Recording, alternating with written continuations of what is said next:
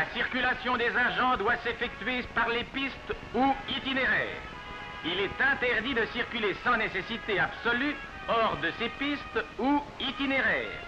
N'hésitez pas à faire un détour pour prendre la piste. Votre vie en dépend. Cheminots considèrent les appareils de voie comme des pièges. Enjambe-les pour éviter de te blesser. Assez de sang répandu, veille à ta sécurité.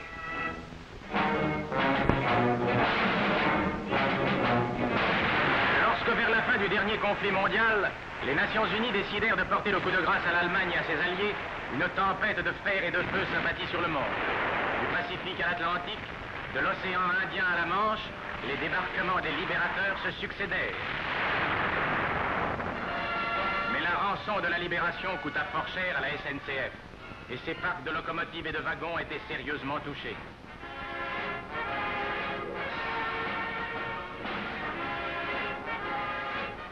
Afin de combler plus rapidement le trou provoqué par la guerre dans notre matériel roulant, il fut décidé de commander aux États-Unis et au Canada locomotives, tenders et wagons.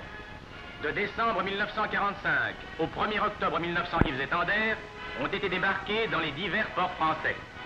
Ce matériel fut transporté dans des bateaux dont l'aménagement avait été spécialement conçu.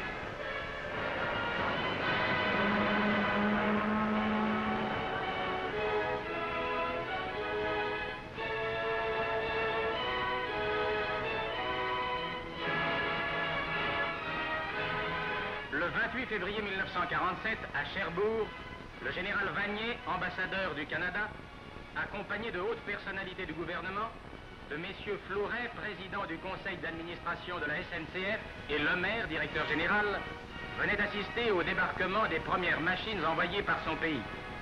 Du type Mikado ou 141, ces locomotives conviennent au trafic mixte, train de marchandises de 1000 à 1500 tonnes ou train de voyageurs de 700 tonnes, et sont susceptibles de rouler à 100 km à l'heure avec leur puissance de 2500 chevaux en régime poussé.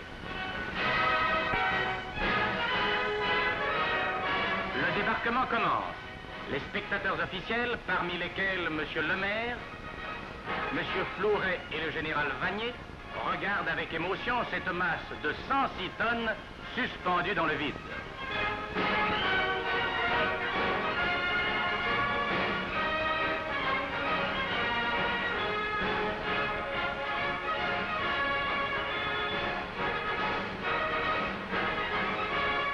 À l'issue de ce débarquement, une cérémonie symbolique se déroule. La première locomotive 141 Air canadienne va faire ses premiers tours de roue sur la terre française.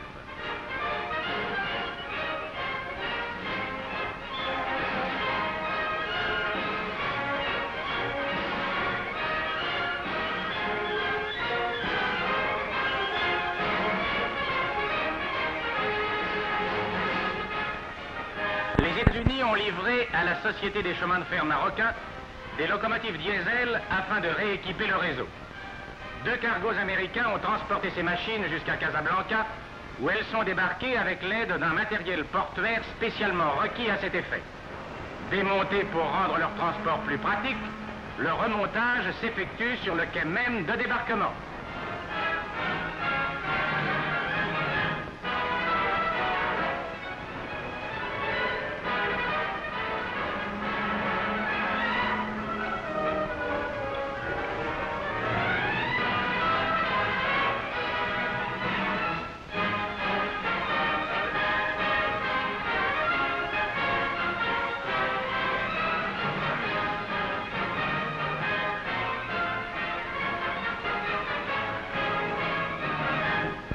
De ces locomotives sont venues apporter leur concours à la reprise des chemins de fer marocains.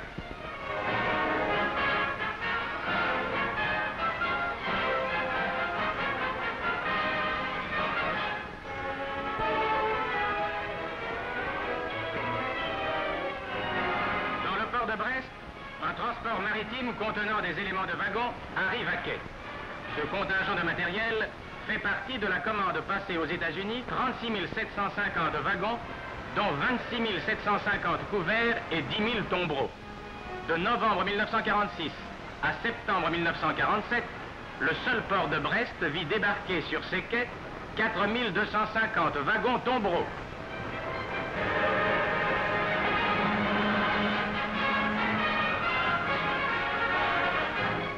À Marseille, sur les quais bien connus de la Joliette, sont entreposées les pièces détachées de wagons couverts attendant d'être dirigées vers les ateliers de montage.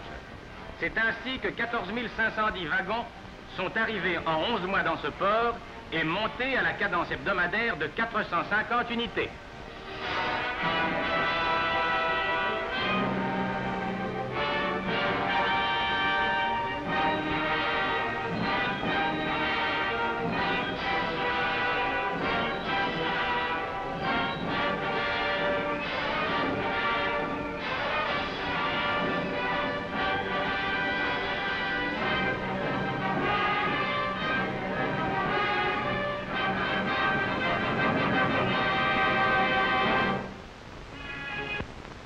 Au mois de septembre 1947, Bordeaux, notre grand port de commerce, avait reçu dans ses eaux 12 050 wagons couverts.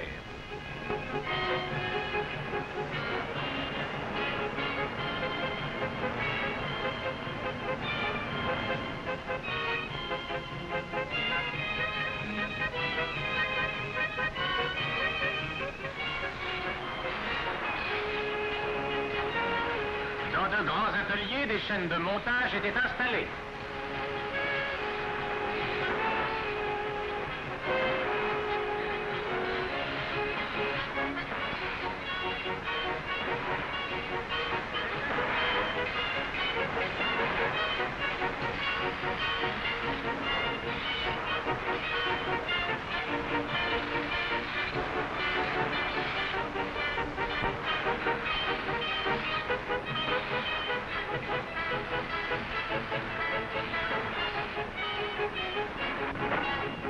Au 1er octobre 1947, 8239 wagons couverts étaient sortis des ateliers de Bordeaux. Enfin, Cherbourg aussi accueillait dans ses installations portuaires 5420 wagons tombereaux.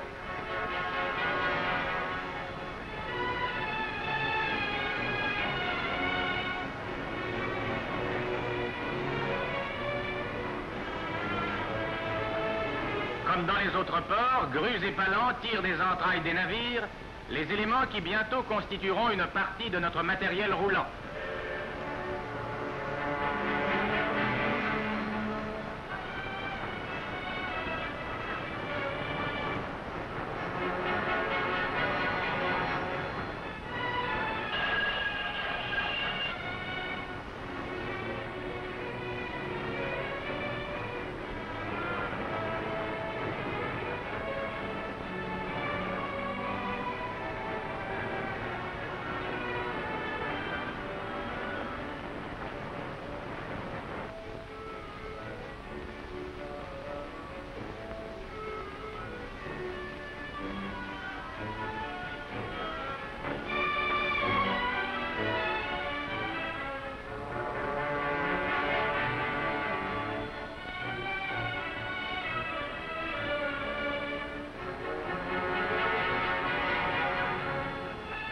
De même qu'à Brest, Marseille et Bordeaux, d'immenses halls abritent les chaînes de montage où règne une grande activité.